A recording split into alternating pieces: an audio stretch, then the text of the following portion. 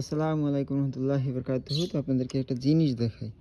তো দেখেন এখন বাজতেছে 11টা 21। বাট যদি একটু আকাশ বা ওয়েদারের অবস্থা দেখাই, এই যে দেখেন। তো এখন পর্যন্ত কিন্তু ঝাপসা ঝাপসা কুয়াশা, হয়তো আপনারা আশপাশ দেখলেই বুঝতেছেন, আর আকাশ দেখলে আরও ক্লিয়ারলি বুঝতেছেন। তো এইটাই মূলত কারণ এই ওয়েদারে আমার কবুতর না উড়ানোর পিছনে।